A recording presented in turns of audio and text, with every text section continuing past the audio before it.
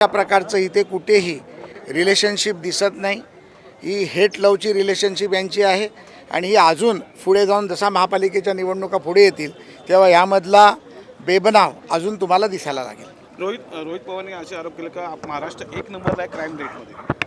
नाही, रोहित पवारला मला वाटतं की बिथरलेला रोहित पवार जे विधान परिषदेच्या सभापतींवरती विधान परिषदेच्या सभागृहावरती आरोप टीका होत असताना जे रोहित पवार स्वतः उभे राहतात आणि ज्या पद्धतीमध्ये ते ऐकतात आणि त्याला हास्य देतात, मला वाटतं अशा लोकप्रतिनिधीचा आपण निषेध केला पाहिजे।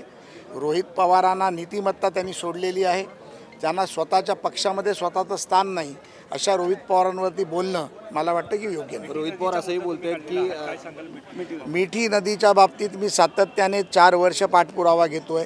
या 4 वर्षाच्या पाठपुराव्यामध्ये मी ईडीला काही कागदपत्र दिले, काही कागदपत्र SITला दिले, ज्यामध्ये जवळजवळ 16 आरोपी पूर्वी पकडले होते। मागच्या 15 दिवसापूर्वी माझी एक स्टेटमेंट झाली, त्याच्यामध्ये मी 303 पानाची स्टेटमेंट मी सबमिट केली।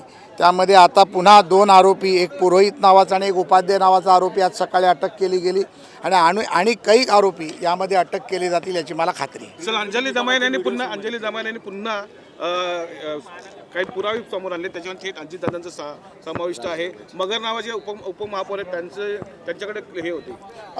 अंजलीताई सातत्याने आरोप करत असतात। अंजलीताईंच्या आरोपांमध्ये ते कागदपत्रही देत असतात। मला वाटतं की न्यायप्रविष्ट प्रकरण आहे, ताई देखील यामध्ये कोर्टामध्ये गेलेल्या आहेत, त्यामुळे या प्रकरणावरती मला जास्त कल्पना नसल्यामुळे मी काही बोलणं योग्य होणार नाही। असं भाऊ कुठेतरी महाविकास आघाडीमध्ये समन्वय दिसत नाही आहे, कारण की विरोधकांचा हक्क आहे अधिवेशनामध्ये आंदोलन करायचं, पण पहिल्या दिवशी कुठेतरी आंदोलन दिसत नाही, दुसऱ्या दिवशी आंदोलन दिसत, आज तिसऱ्या दिवशी देखील कुठेतरी आंदोलन दिसत नाही आहे। कुठेही मी जसं तुम्हाला म्हटलं की सत्तेच्या लालसेपोटी एकत्र आलेले सगळे आहेत। आता सत्ता नाही, आमदार नाही, पद नाही, पक्ष नाही, विरोधी पक्ष नेत्याची एकच खुर्ची त्यांना दिसते, त्या खुर्चीवर सगळ्यांचा डोळा आहे। त्यामुळे सत्तेचे लालची हे आपापसात भांडणारच आहेत। ज्या पद्धतीमध्ये उद्धव ठाकरेंनी सत्तेच्या लालचेपोटी मुख्यमंत्रीपदाची खुर्ची घेतली, देवेंद्रजींच्या पाठीत खंजीर खुपसला, काँग्रेस राष्ट्रवादीबरोबर अनैसर्गिक युती केली, त्या उद्धव ठाकरे आणि काँग्रेसमध्ये कधीही जमणं शक्य नाही आणि युती करण्यासाठी समन्वय लागतो, युती करण्यासाठी विचार लागतात, युती करण्यासाठी भूमिका लागते। या तिन्ही गोष्टी या तिघांकडेही नाही आहेत। मनसे येत असल्यामुळे हे वाद होत आहे कुठेतरी।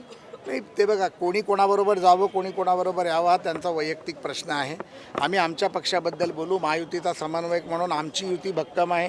येणाऱ्या महापालिका निवडणुकीत आम्ही सर्व एकत्र लढणार आहोत, ताकदीने लढणार आहोत आणि यांचा सुपडा साफ केल्याशिवाय आम्ही गप्प बसणार नाही। मुंबई महापालिकेवरती तसंच जेवढ्या मोठ्या महापालिका आहेत, ठाणे असेल, कल्याण डोंबिवली असेल, पनवेल असेल, नवी मुंबई असेल, पुणा असेल, पिंपरी चिंचवड असेल, नागपूर असेल, संभाजीनगर असेल, या सर्ववरती महायुतीचाच महापौर बसलेला आपल्याला पाहायला मिळेल। धन्यवाद। विभागाचा एक व्हिडिओ समोर येताना पाहायला मिळतोय। दोन्ही दिवस संदीप देशपांडे मंत्री नेते त्यांनी व्हिडिओ समोर आणलेला आहे, यामध्ये पैशांचे बंडल दिसत आहे। विरोधक म्हणतात की इतके पैशांचे बंडल संदीप देशपांडेंना मला कदाचित विचारावं लागेल की त्यांचे पैशाचे बंडल कुठून येतात, याचे देखील व्हिडिओ आमच्याकडे आहेत, आम्हाला ते कधीतरी पुढे काढावे लागतील। आरोप करणं फार सोपे असतं, मॉपिंग करणं फार सोपं असतं, त्याचा सत्यतेचा पुरावा त्यांनी द्यावा आणि त्यानंतर त्यांनी बोलावं। नाही, पण अशा पद्धतीनं संदीप देशपांडेंना आता तुम्ही जे म्हणत आहात की त्यांचे व्हिडिओ, त्यांचे पैसे कुठे येतात ते दाखवावं लागेल, मात्र आता हे अधिकारी आहेत PWD विभागाचे, यांच्यावरती चौकशी होण्याची मागणी तुम्ही करणार आहात? नाही, निश्चितपणे जर कोणी चुकीचं केलं असेल तर त्याची मागणी करणारच, त्याच्यावर चौकशी झालीच पाहिजे, त्याला त्याची शिक्षा मिळालीच पाहिजे। हे देवाभाऊचं सरकार आहे, कुठल्याही चुकीच्या गोष्टीला आम्ही पाठिंबा देणार नाही आणि चुकीला माफी नाही। सर, त्र्यंबकेश्वर एक शेवटचा प्रश्न, त्र्यंबकेश्वर एक दुर्दैवी घटना घडलेली आहे, आई वडिलांनीच आपल्या मुलांना विकलेल्याची घटना घडली। अतिशय दुर्दैवी गोष्ट आहे। आपल्या माध्यमातून आता मला कळल्यानंतर मला देखील या गोष्टीचं एक सेकंदासाठी वाईट वाटलं।